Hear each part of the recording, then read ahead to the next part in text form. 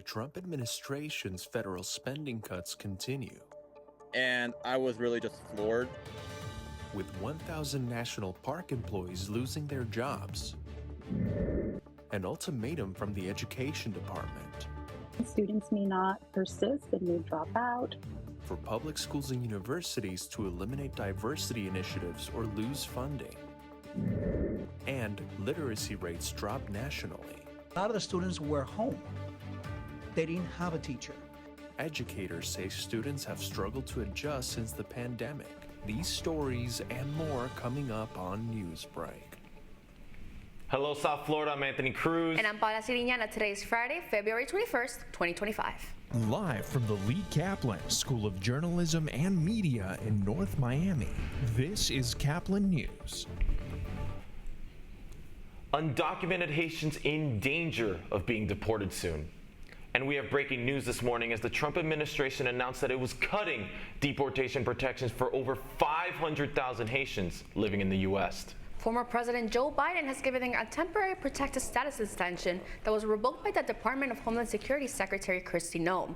Their status will now expire in August if Noem doesn't offer them an extension. Miami is home to the largest Haitian population in the country.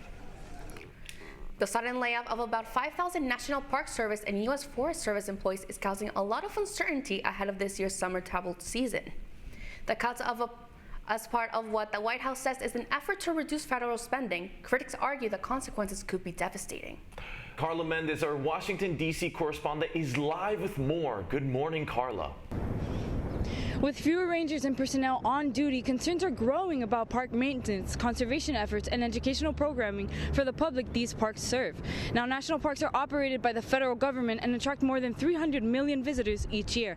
I spoke with Alexander Chumarra, a Park Service employee who lost his job without any warning, and he shares how the news has been devastating. Take a look. Friday at 4:22 o'clock, I received a termination notice from the Deputy Director, Lana McDowell, whom I've never met in my life. And I was really just floored. I really felt like my world was taken out from underneath my feet. Everglades conservationist Kara Kapp warns that with fewer staff, the potential for damage and neglect increases dramatically, endangering fragile ecosystems. These federal hiring and employment changes that are coming after our ability to protect and restore the Everglades, there's a complete misalignment with the values of Floridians and how we see the Everglades as integral to our life here. A few parks have even announced that they are postponing opening up for the summer season while they learn how to do more with less. It's really unfortunate because, it's not like the work that they do is easy, but they still do it with a lot of love, and everybody's going to suffer as a result. Though the layoffs are part of a broader effort to reduce government spending, experts say the cuts will have little impact. People love our Park Service and people love park rangers. And the National Park Service makes up less than 1/15 of 1% of the federal budget overall. That is certainly an investment worth making. Some of the employees affected are filing a class action lawsuit as they claim these firings were illegal. We don't do this for the money. We do it because we believe in the Park Service idea. This country has had so many black marks against it in the past, but the Park Service has truly been one of our best ideas, and guests from all over the world tell me that. Meanwhile, 5 federal employee unions are now challenging the firings in court, arguing that the administration has violated federal law and also failed to consider employee tenure or even performance. Reporting live from Washington, D.C. for Caplin News, I'm Carla Mendez. Feeling anxious is normal, but for some, flying triggers fear, especially if in the light of recent air travel incidents. Caplin News reporter Jose Ruano has more details. From a fatal collision to a recent crash lighting, it may feel like air traveling is becoming more dangerous. But in January's preliminary data from the National Transportation Safety Board appears to show a record low number of airplane accidents nationwide. 62 in total, and the most were on a private flights. That's 18 fewer accidents than most prevalent in January, which had 80 accidents. Still, the fear of flying is common in the U.S. It affects approximately 25 million Americans. Psychologist Shinova Childs with the Cleveland Clinic says managing those flying fears starts before you get there on the plane. Distract yourself with things you do before the trip, and focus on the fun you will have or whatever you do. When you get to the destination, Childs says to also control what you can, Pick the seat that makes you most comfortable and choose an early and direct flight. If you're the person that turbulence bothers you, because that could be part of your fear of traveling, travel early in the morning when the ground is cooler, because when we have the cooler ground, the air is cooler and there's less turbulence. If you're feeling anxious on the plane, try deep breathing, meditation, and distractions with books, music, movies, or conversation with others. There's also having positive self-talk, having some reality conversations. I'm okay. This is a plane ride. I'm almost there. I can make it. And if your fears become overwhelming, child-safe therapy and medications can also help. For Caplin News, I'm Jose Ruano. And universities across the nation, including South Florida, face a federal crackdown on diversity, equity, and inclusion programs following a letter from the Department of Education. Our DC correspondent Isabel Rivera is live with more. Isabel. Good morning, Anthony and Paola. 1 week from today, the federal government will be beginning what it's calling compliance checks on higher education institutions across the nation. Their top priority, to eliminate, quote, discriminatory DEI programs. Now, I spoke with a student who shared what that'll look like for her future. Take a look. Florida International University student Andrea Fonseca has benefited from DEI programs like the Hispanic Scholarship Fund, which has given her financial assistance and networking opportunities. When I saw the news, the first thought I had, what am I going to do?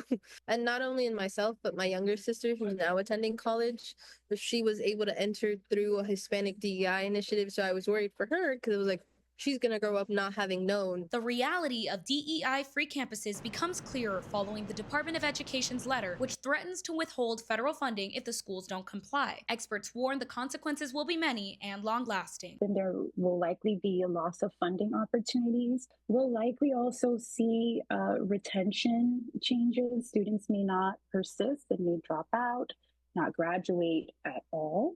With over 30,000 Hispanic students enrolled, FIU is the country's largest Hispanic-serving institution. Cutting back on DEI programming could entirely change the makeup of its student body and that of other South Florida schools, adds Dr. Abouzid. This is a multicultural region that looks very different than the rest of the state of Florida. So they may be looking outside of South Florida for options. Or even worse, they may not consider higher education. For Andrea, the issue boils down to whether universities will show up and support their students. In stripping this away, you're removing access to opportunities that you might pride your foundation of your university on. Now, education experts are still waiting on specific guidance from the government, as the letter itself claims to not have the force nor effect of law, nor will it create new legal standards. Reporting live from Washington, D.C. for Caplin News, I'm Isabel Rivera. And the Senate has confirmed Kash Patel as the new FBI director in a tight 51-49 vote that saw only 2 Republicans side with all Democrats in voting no. The decision comes amid heated debates over Patel's ties to President Trump and concerns over potential politicization of the FBI. The Senate vote breaks a filibuster, clearing the way for Patel to take the helm of the nation's top law enforcement. Democrats have long opposed his nomination, citing his lack of experience and threats to use the agency to exact revenge on Trump's enemies. He has neither the experience, the judgment, nor the temperament to lead the FBI. Patel's confirmation comes at a crucial time for the FBI as the agency faces internal turmoil and ongoing controversies. Republicans have pushed back against Democrats' criticisms, arguing that claims of political bias are, quote, mischaracterizations of Patel's intentions. Now all eyes are on Patel as he takes on his new role leading the FBI. The effects of the pandemic on education are still being felt across the country, and students are facing a tough road to recovery. Caplin News reporter Ivani Ilewski takes a closer look at the challenges and what can be done to overcome them. For many kids, the love for reading starts right here. But across the country, literacy rates are dropping, and test scores show students are struggling. So what's behind the decline and what's being done to fix it? Literacy rates are dropping nationwide with reading and math scores at a 20-year low. The pandemic disrupted education and students are still struggling to catch up, especially those who missed out on crucial classroom interactions. Marichelle, a student, shares her experience. I wasn't able to have interactions in school with my friends. All those connections kind of they loosened up. So I definitely felt that I wasn't learning the same. It was not the same as it should have been. The learning curve is clear. Masted FIU principal Robert explains how limited student-teacher interaction during the pandemic made an impact. There was a gap because a lot of the students were home. They didn't have a teacher. And there's a lot to say, and research points to this very much, that when the students have direct instruction and they're being led by a live teacher, there's definitely a lot to say for education. It does support their learning tremendously. In spite of the challenges, experts agree that the key to overcoming these challenges lies in consistent practice. My advice to students struggling with reading is to continue reading as a practice, to continue exploring different ideas, because I think reading is very important. And I think that the more and more you read, it's like a muscle. The more and more you use it, I think the better it'll grow, the more strength you have in it. Experts say improving literacy starts early, and with the right support, many kids can turn the page towards success. For Caplin News, I'm Ivan Ilewski. An altercation at a Wingstop in Port St. Lucie on Friday as a manager threw hot oil on a customer due to a dispute. The act was all caught on surveillance video, and the attacker, Carnell Irene, is now facing charges. Seen here, Carnell Irene, the then manager at the Wingstop on Southwest Port St. Lucie Boulevard from January 28th, shows Irene and a customer having what appears to be a heated conversation at the carryout line. Behind Irene, another employee who's seen trying to get Irene's attention. As the video plays on, the conversation heats up. Irene holds her hand to her ear, moving closer and closer to the window, and another customer steps in as an employee starts pulling Irene back, trying to prevent the incident from growing, but their efforts didn't work. It escalates to the point where the manager takes a squirt bottle of ranch dressing, squirts it on our two victims. Following this escalation with ranch, Irene returned with a container full of hot oil. She then threw it at the victims, one being a minor. This resulted in burns on the victim's skin. Irene is currently booked in the St. Lucie County Jail, where she is facing charges of battery and child abuse. Team USA and Team Canada battle it out for the championship of the NHL's first ever Four Nations face-off. And that's still ahead, and so is the story. Cases in the immigration system take a long time to work their way through the system. A charity that has been given a stop work order to young immigrants. Don't go anywhere. Newsbreak will be back in just 2 minutes.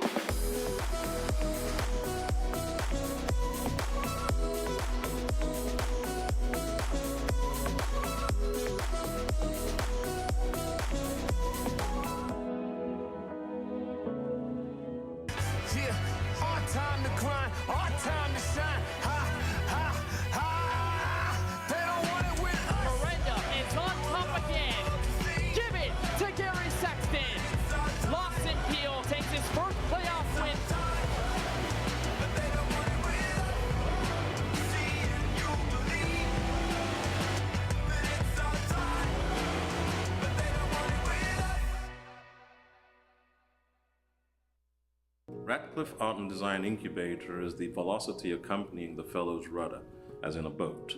Unless there is movement or action, the planned direction is of little consequence. We encourage the creative ideas into action, and from the experience of doing, we critically assess the feedback, adjust, and set out to rediscover the potentialities of an entrepreneurial mindset.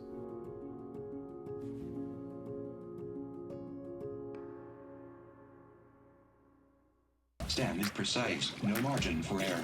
Dare to forget that. Dare to have fun with it. Get weird with it. Dare to send those old STEM theories flying past the neighbor's house into outer space. Dare to program something internet-breaking, record-breaking. Dare to blow their minds. Dare to learn the difference between sedimentary and metamorphic rock. Go find those rocks. Dare to keep daring. Dare to STEM. Check out She Can STEM to get started.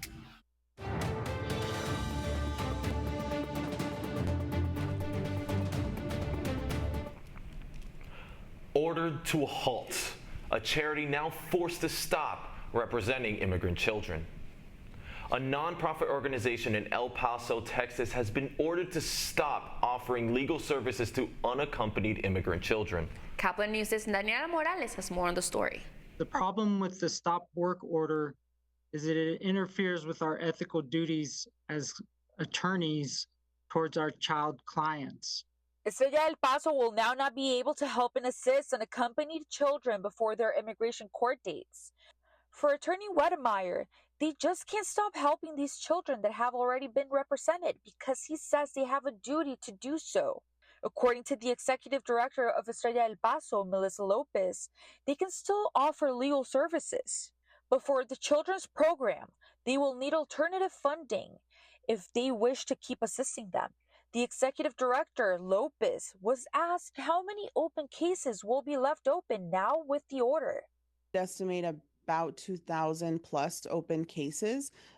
Cases in the immigration system take a long time to work their way through the system. Without the $3 million in funding, they will continue to represent these children, but they will be in a very difficult position financially in terms of trying to figure out how they can continue to represent them. If we are not able to provide, if we are not given access to these children, if we are not able to provide legal representation to them, we absolutely expect that the numbers of children receiving deportation orders will go up. I'm Daniela Morales reporting for Caplin News.